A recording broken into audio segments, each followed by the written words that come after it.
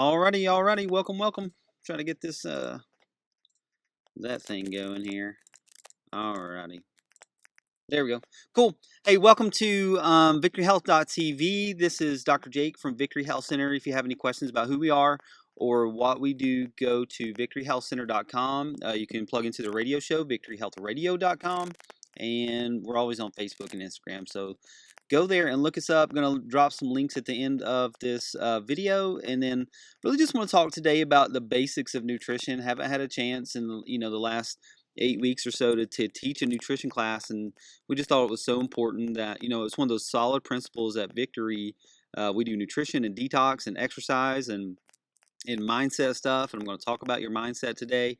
I'm going to try my best to keep this under an hour, and so if we run long or anything like that, I'm going to continue to post these things. Also, we have a Heart Strong workshop posted on YouTube. We have a Max Kids at home workshop that we did, but I'm also going to readdress a lot of questions that I got from the Max Kids workshop. And so we actually have 2 workshops that we were going to do for that month, and then Corona hit. And so haven't had a chance to drop all the information. So make sure you stay tuned, and let's go. Let's do this thing. So I think that one of the questions that I like to ask people a lot is that if you truly believe that your health is important, then can you prove it? And so what that means to me is if you're looking at your checkbook and you're looking at your bank account, what are you spending the most money on? If you look at your calendar and you look and you see your schedule, what are you really spending time on? And if it's not things towards health, you're not running towards health, and you're running away from it. With health, there's no like midline. There's always, you're always moving forward, or you're always moving backwards. There's never I'm standing in the middle of the road with my nutrition or with my health or detox or my nervous system or anything like that. And so you value what you spend your time and your money on. And so are you willing to source quality foods? Are you willing to go out of your way? Or are you willing to put thought into shopping or planning meals? Do you budget extra money towards like grass-fed beef versus your hormone laden antibiotic laden beef? Are you spending the money and spending the time towards your health? And you'll know, because you'll receive exactly what you put into it. Some of the most common barriers that people have, conflicting information and misinformation. I think this is important, especially for this workshop, is and yes, I am recording this in a closet, and yes, I don't care. And so but there's so much information out there. So, am I going to do paleo or keto? I think in general we need uh, good solid fats. We need to watch our sugar and our carbs, and we need good clean protein sources. There's a lot of people out there, you don't want to feel deprived. You feel like you're starving when this when this diet hits. But it's not a diet, it's a nutrition plan. It's just a simple plan that you and your family have decided to incorporate into your lifestyle.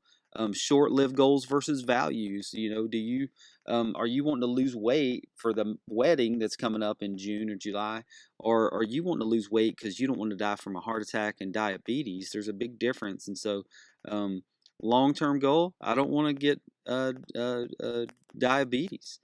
Short-lived goal, short-term goal, I want to lose 5 pounds before I go to the beach. And so figure out what exactly it is that you want, and go for the long-term value versus the short-lived goal. Budget concerns, it costs too much. I totally disagree with this. When you start to eat well and you start to eat good, there are so many different ways to save money and to buy in bulk. And also, when you stop eating fast food all the time and you stop, spending $5 here and $10 there, you'll have the money to pay for your food. And then unsustainable diets. A lot of people out there have done Atkins diet. You've done Weight Watchers and counting points and all that other stuff. And that's not what uh, good quality nutrition is about. And so we're looking for quality, not quantity. And then the last thing I think that a mental barrier for people is past failures. And so you might have done Weight Watchers and you might have lost 50 pounds on Atkins diet, but you gained it back because it wasn't sustainable. And so I pray today, and I hope today that this is sustainable for you. The three major dangers that we need to talk about today is too much sugar, too many toxins, and not enough good fats. When we talk about revolutionizing your diet, you want to write this down. These are writer downers that we're going to share right now. There are four major changes that you need to make to your diet. Number one is you need to clean up your carbs. Make sure that you're not eating white breads and white pastas and simple sugars. You need to fix your fats and no hydrogenated oils or trans fats. You don't want to be cooking in vegetable oil or margarine for sure. Perfecting your proteins, making sure that your proteins are clean. Once again, antibiotic free, hormone free, grass fed beef. We'll talk about the ratios and fatty acid ratios here in a second. There's a lot of people I know, they don't eat beef because they've been told that that causes heart attacks or heart disease, and that's just not true. Those studies were done on not clean beef. And so if you did a study on clean beef today, it would look totally different. And then number four was trash your toxins. And so clean up your carbs, fix your fats, perfect your proteins, and trash your toxins. Those are the four things that we've really got to do today. And so we talked about the major dangers: sugar and fats and bad proteins. And we want to clean up our carbs, fix your fats if you're writing this down, perfect your proteins, and trash your toxins. There's so much information out there when it comes to health, disease, and nutrition. And so today we look at some of the most common myths, provide you with the facts, like real deal facts, so that you can make the best choices for your health. And so first myth is this: I have bad genes. If my parents were sick, my parents had heart disease and cancer, I'm going to suffer the same fate. And I say don't start with the hopelessness that many people feel because of what conventional wisdom says about genetics. What we do at Victory is help people reach their genetic potential. It's not about surrendering to your predispositions or to your genetics or to your heredity. It's about committing now to overcome those things and overcome those problems. Cancer doesn't build up just because all of a sudden you turn 50 and your mom had cancer when she was 50. There has to be something that turns on those genetics and allows your body to grow cancer. I recommend that for every single person out there that we establish a value system. You know that over 90% of the diseases that Americans face today are caused by lifestyle habits. And so we want you to set a good example, be the example for your kids, and also when you're being a good example, you're helping yourself out. Ralph Waldo Emerson said, "Your actions speak so loudly that I cannot hear what you say." It's about what you're doing and not what you're saying. If you're a parent out there, I think you know that. And I'm a parent, and I've got kids that are yelling downstairs. And so if you hear kids in this video, it is what it is. And I love them little babies. Counting calories is an effective way to healthy nutrition. This is a big myth too. Look at that. Look at this. Look at those pictures. One Twinkie. So for counting calories, one Twinkie is 150 calories, 22 almonds. We know for sure that that's much healthier. It's 153 calories. If you're counting calories a day, go for the Twinkie. And so caloric intake takes a back seat to the quality of the food that you eat. It's the quality, not the quantity. Remember that. Weight loss is not a game of calories in versus calories out. Weight loss and good nutrition is about the quality of your calories and the quality of your food that you're eating. Another thing that Americans eat are crazy with, listen to this, it's a toxin. Sugar is a toxic substance. I'm going to show you a slide here in a second of all the different things that sugar is associated with, but people don't know what they are eating today. 1/3 of dietary sugar comes from soft drinks. Making soda is the #1 dietary source of sugar. Americans average about 55 gallons of sugar every single year. It takes 30 cups of water to neutralize the acid in 1 can of soda. And I know that nobody out there, you're not drinking 30 glasses of water today. You're not drinking 30 glasses of water probably this week. And so we can't continue to drink sodas like that and putting all the acid in our body. But the average American, 55 gallons of sugar of pop or soda a year.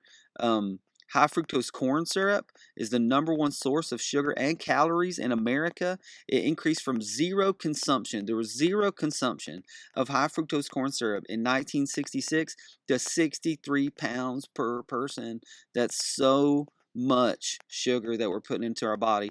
pasta sauces, lunch meats, canned foods, condiments, ketchups, mayonnaises, pizza, other sauces that you buy at the grocery store or that are at the restaurant. Salad dressings are notorious for having sugar in them, and so watch your labels, read your labels. We're going to go through reading labels here in a second. The top 10 reasons that I have to avoid sugar. Number one, it's the primary dietary cause of obesity. It increases the acidity of the body. It's the primary reason for high cholesterol. It wrecks your metabolism and your hormones. It is the number one cause and the fast track to diabetes. It's a known toxin, meaning that it is doing damage to your body when you consume it. It leads to heart disease because it causes inflammation.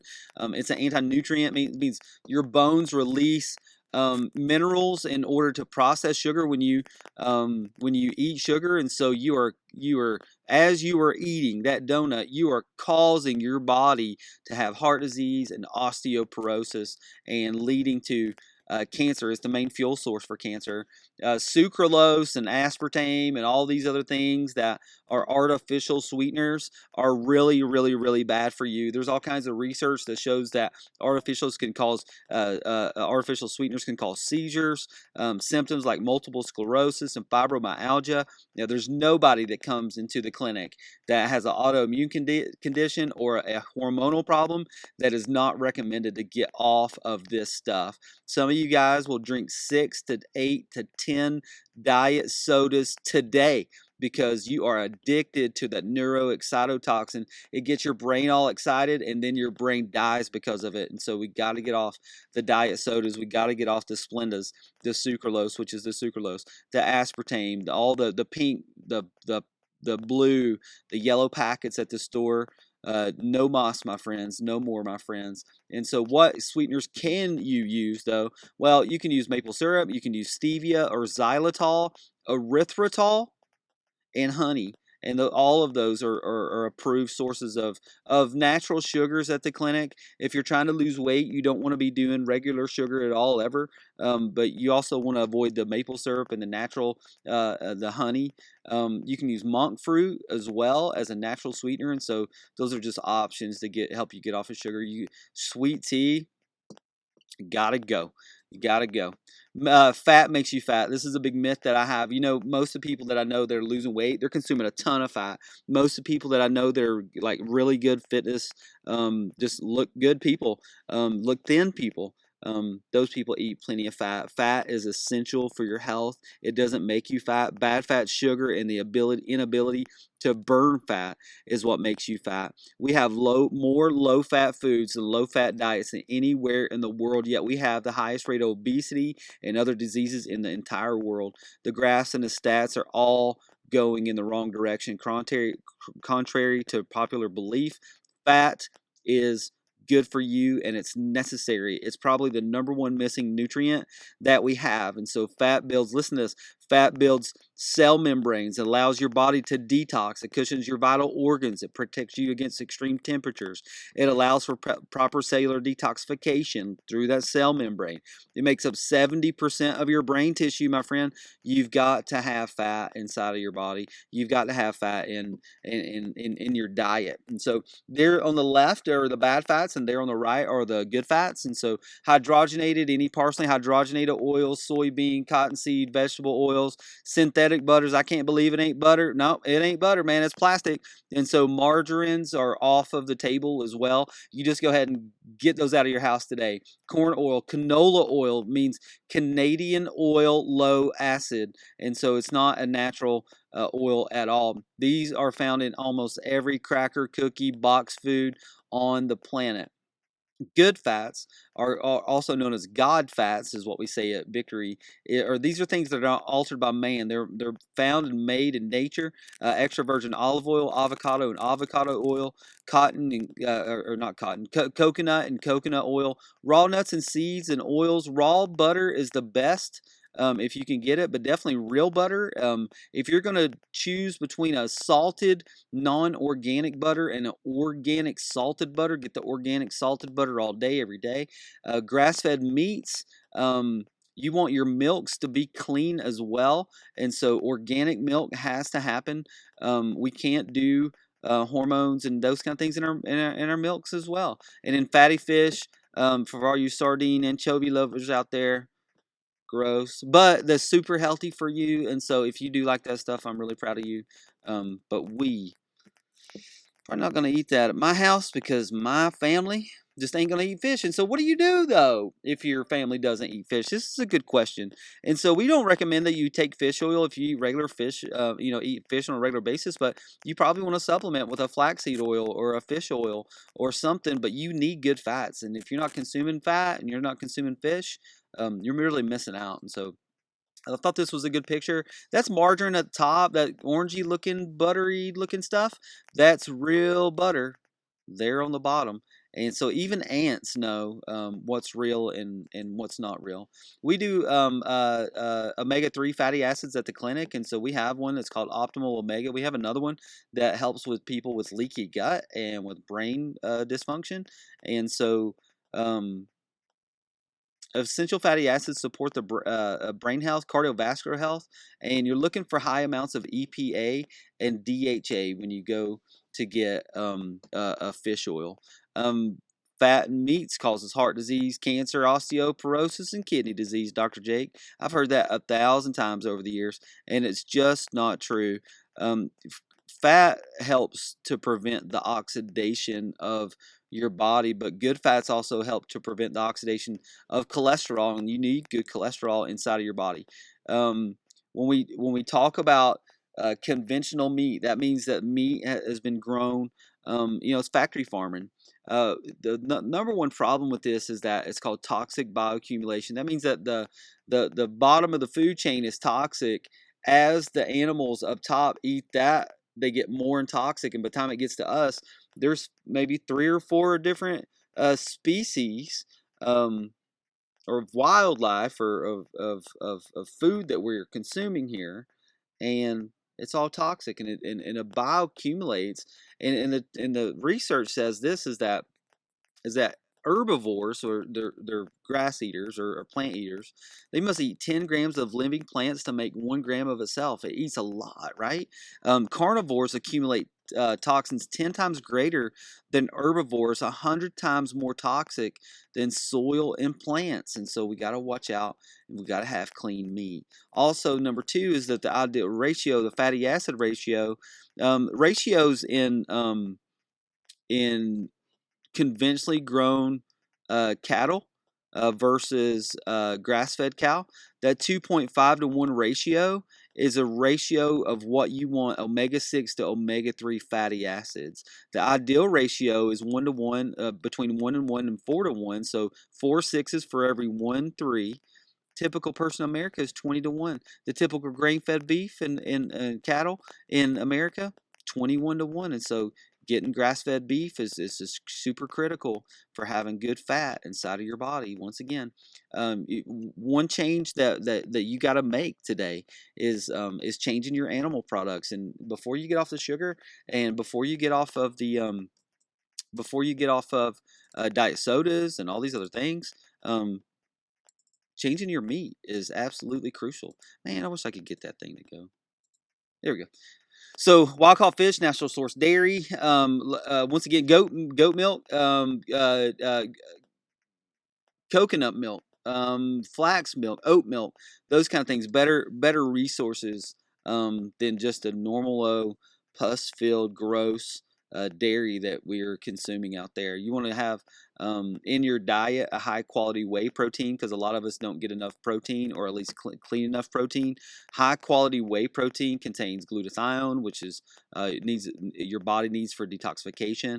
Whey protein actually helps to boost the immune system and defend your body against free radicals and inflammation. So always choose a denatured protein from grass-fed cows. And so we have one at the clinic. You don't have to get ours, but you got to have grass-fed protein if you're doing protein, guys.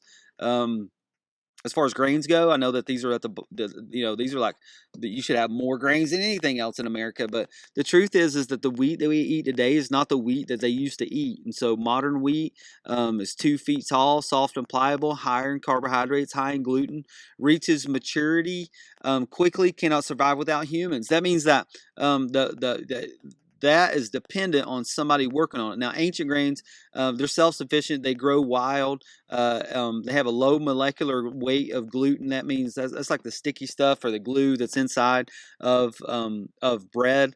A lot of people have allergies to that. It's higher in protein, and so you need to consume more protein than you do carbs. And so, just once again, we're looking for those ancient grains. We're looking for the bread that's in the cold section, that's in the freezer or in the refrigerator, because that means it's probably living, it's probably alive.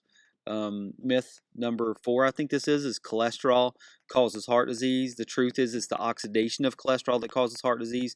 More people have heart attacks with normal cholesterol than elevated cholesterol. Did you know this? And there's a higher death rate with lower cholesterol than having high cholesterol. And cholesterol is a healing substance in your body. God made it for a reason, and it does it for a reason. You need cholesterol to build your hormones and to age gracefully. You have to have it. And so I know a lot of people out there, we go, especially as we get older, we start to watch these numbers, and then if you have a 200 cholesterol or you have even 180 cholesterol in our town, doctor's going to stick you on a cholesterol medication. But this is bad news for your muscles. I see a lot of musculoskeletal problems, fibromyalgias, and those kind of things, and they're always related to a cholesterol medication every time, I feel like. And so you want to lower your cholesterol by decreasing your inflammation, and really the only way to decrease your inflammation is you got to get off the sugar, you got to change your fats, and you got to change your meats. Myth number 6 or 5 or 6, the FDA, USDA effectively protect the general public from dangerous products. This is absolutely a misconception in most people's thinking. The average person ingests 150 pounds of additives every single year. The FDA approved approximately 3,000 food additives, preservatives, and colorings. We have more genetically modified crops in America than anywhere else. We have 91% of our soy that we consume is genetically modified, 88% of cotton, 85% of corn. When you're eating corn from the store, you're probably eating genetically modified corn, and you don't even know it. And what does that mean? That means that they've changed the genetics of that food. They've changed the genetics of how it affects your DNA and how your body processes it and uses it for nutrients. And that's just super, super scary, guys. We live in a world of frankenfood and pesticides and dangerous additives. We talk about nitrates and nitrites a lot at the clinic. You've got to be nitrate free, nitrite free. That's the gas that they put inside of the meat packages to keep the meat looking red, or if not, it would be like a gray looking color. Foods to avoid. Foods containing processed carbohydrates and sugars. Sugar substitutes, trans fats, like I said, once again, foods containing fats that turn rancid. That means like you can't just sit olive oil out in the sun all day, every day, and not expect it to go bad. And so the same thing happens with the fats. Any type of highly processed food, just got to avoid it. And so how do you know, though? How do you know if you've got what sugar? How much sugar's in there? What are the ingredients in this food that I'm eating? And this is how you do this, okay? I want you, and I'm asking everybody out there. Number 1, look for minimal ingredients. Less is better. Look for natural ingredients. If you can't say it, don't buy it. If you can't read it, don't eat it. Try to buy more foods without labels. Those are also known as fruits and vegetables. The ingredients on here, forget this. This junk right there means nothing. Nothing until I read this. This has organic roasted unbleached Valencia peanuts, may contain cashews, almonds, organic sesame seeds, period. It's only got nuts in it? All right. About this one. Freshly roasted peanuts, soybean oil, ding ding ding. That's a bad fat, okay? Maltodextrin, what is that? Nobody knows what that is. Icing sugar. Sugar's not supposed to be in your peanut butter. Hydrogenated vegetable oil. Boom, man. There's like 5 things in there. Not even close. Salt. Who cares about that? It's got all this other stuff in it. And so once again, you got to do what? You got to read the label, dude. Listen, that label Goes all the way from here. Look, look. This is pretty. Moms and dads out there, that's a joke. I don't even know if this has got raspberries in it. We'll check out in just to see. We'll see in just a second. As we go through here, first things first, we look at the label. We skip the nutrition facts, the total fat, blah, blah, blah, blah, blah, all the way down till we get to here. Okay? Once we get there, what's it got in it? All right. We got filling. All right. Raspberry preserves. Raspberries in it. Good. High fructose corn syrup. Oh, got a sugar in it. Wait. Raspberries. Then it's got corn syrup. And then it's got high fructose corn syrup. Glycerin. Fructose is a sugar. Then it's got sugar. Maltodextrin. If you guys don't know, they use that as a filler. It can be considered a type of sugar, actually. Natural artificial raspberry flavor, modified cornstarch, sodium alginate, number. We don't eat numbers, and we don't eat colors, and that's a number and a color. Don't eat that. Partially hydrogenase, soybean oil, cottonseed oil, high fructose corn, blah, blah, blah, blah. Dude, bad news for this. And that's exactly how I do it in my head. And that's how you should do it in your head. Once you get to the point where you go, okay, that is too much sugar. I put it up, man. You put it up. You put it back on the shelf.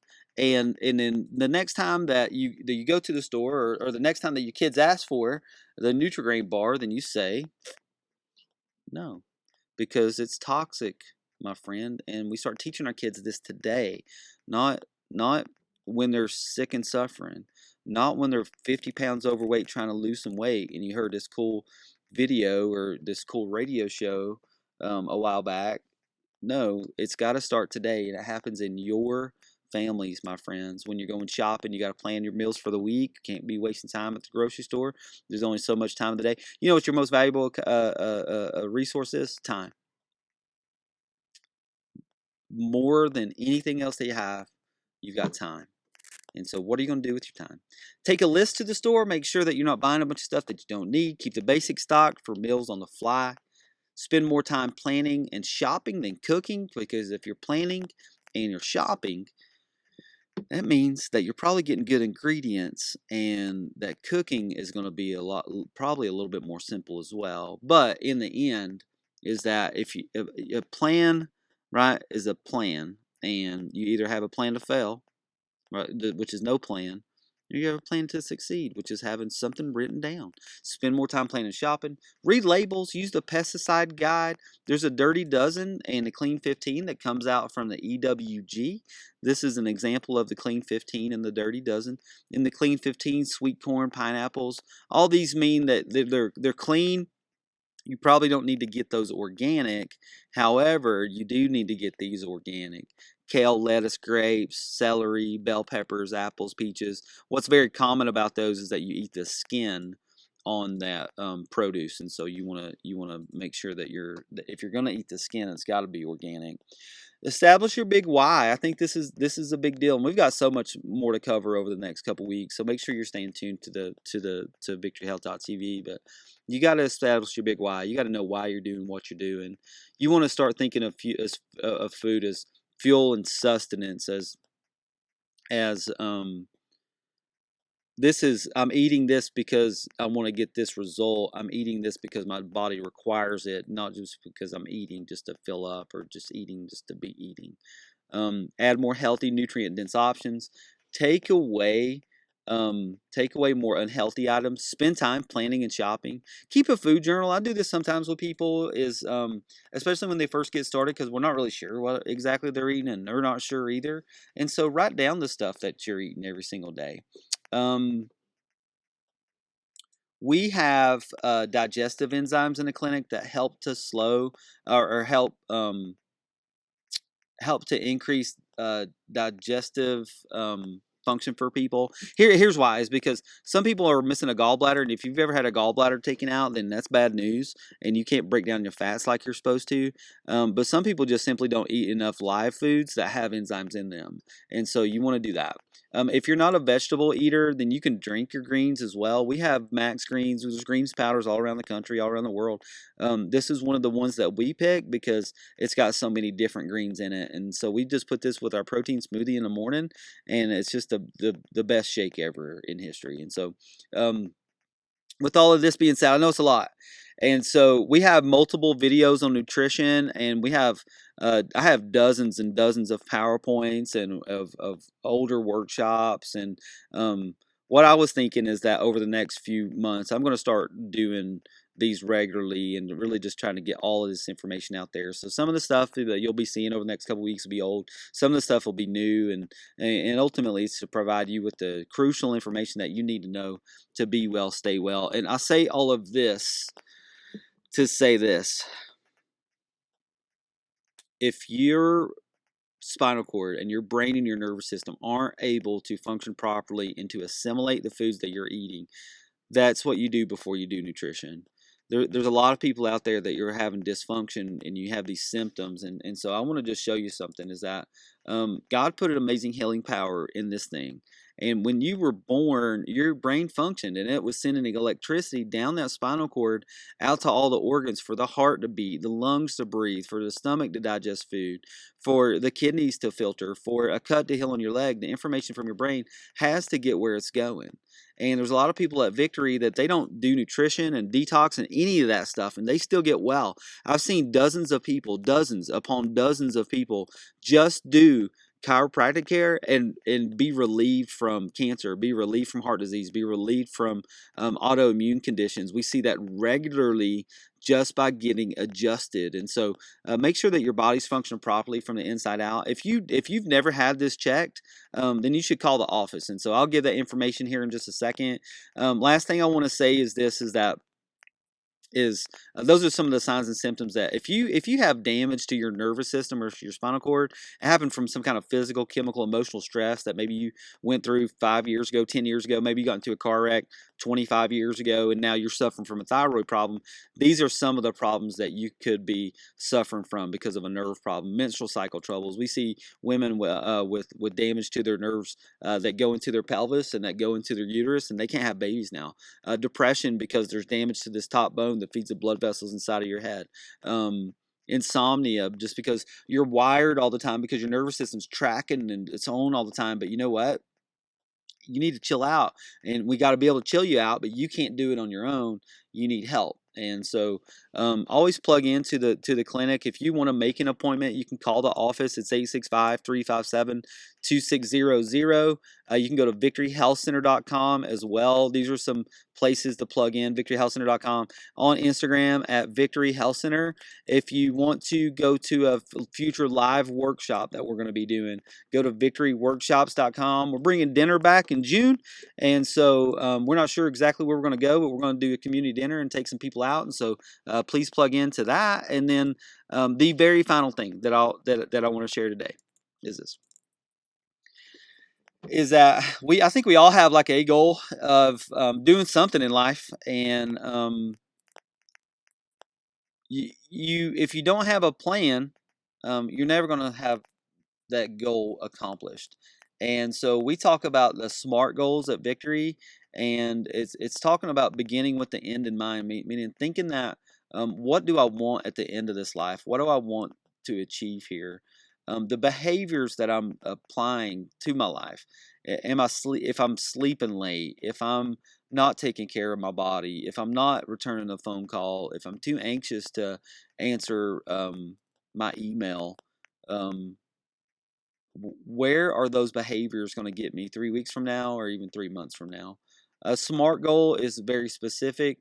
It's measurable, attainable, relevant, and time bound. That means that it's specific, meaning that I want to lose and I'm going to lose 35 pounds, or I want to lose weight. But I think saying I want to lose weight is not specific enough. You need to know exactly how much you want to lose. You want it to be measurable, meaning that you're going to lose a pound a week or pound every 3 days, and you're going to measure that, and you're going to make sure that you're doing that. It's attainable. You're not losing, dude, you're not losing 50 pounds in a month. It's not happening. And so attainable, I think most people, 25 pounds in a month is pretty attainable. 60 pounds in 6 months is absolutely doable for a lot of people that I serve. And so those are attainable goals. Relevant, meaning that like, why am I doing this? Like, if I'm, if my goal is to be a surfer, but I don't ever go to the beach, then it's probably not relevant. It needs to be relevant in a form of what your family structure is. For me, I can't spend all night at the gym because I go to work, and then I come home and I play with my kids, and so um, I can't do that. And so it's got to be relevant for the time and for my life that I'm living. And then last thing is time bound. It needs to have an end date on it. And so um, if you're bold enough and ready to make a goal today, then let's do that right now. What exactly is your goal? You want to get off the blood pressure medication? Write it down. It's measurable. Well, I can track my blood pressure every day. It's attainable. Well, okay, it's attainable, meaning that your blood pressure is 250 over 150 and you're about to stroke out. You're probably not getting to 120 over 80 anytime soon. It's attainable. What would be 150 over 100 for you? Relevant. Well, I think in that instance, relevant means that if your blood pressure is 250 over 150, you're going to die. And so relevant means that you're staying on Earth here. Time bound. How long does it take you to get your blood pressure down? My experience is it takes 4 to 6 months of being very consistent with your lifestyle habits to get your blood pressure down. You can do that today. Listen, we love you guys like so much, and I love to do this, and I love to serve you. And if there's anything else, it doesn't matter. You don't have to be in Tennessee for us to serve you. We do VR consultations or virtual doc, and so if you got a question about that or you want to talk to me anytime, just call the office.